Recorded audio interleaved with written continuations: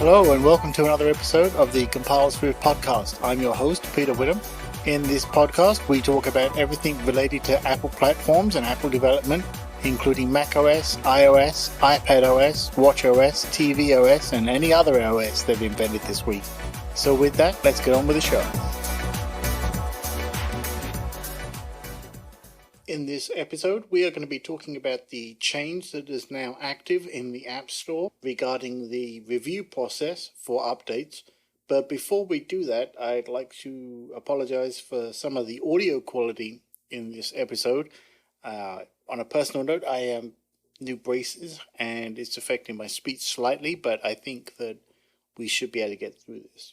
So the notification went out on the Apple News feed that the store review process will be changing in accordance with the notifications that we got in WWDC 20 this year. And I'm going to quote a little bit of it here. And what it says is, for apps that are already on the App Store, bug fixes will no longer be delayed over guideline violations, except for those related to legal issues. You'll instead be able to address guideline violations in your next submission, and now in addition to appealing decisions about whether an update violates guidelines, you can suggest changes to the guidelines. So what does this mean? Well, let's take an example, right? So you've got an app and you realize you need to put out an emergency patch for whatever reason.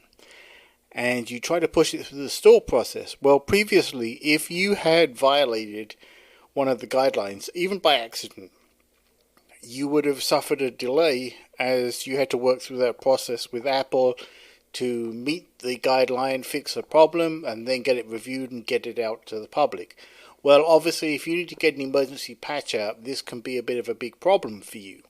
So what this change enables you to do is basically get that patch out and then address that violation in the next release. Now, I'm sure that what that probably means is, you get kind of a one pass on this and you can get that emergency patch out, but you better make sure that you fix that violation in the next release. Otherwise, I would imagine at that period of time, it would then revert to the old process because you had a chance to fix it and you didn't, and therefore you got to go through the review process and everything else.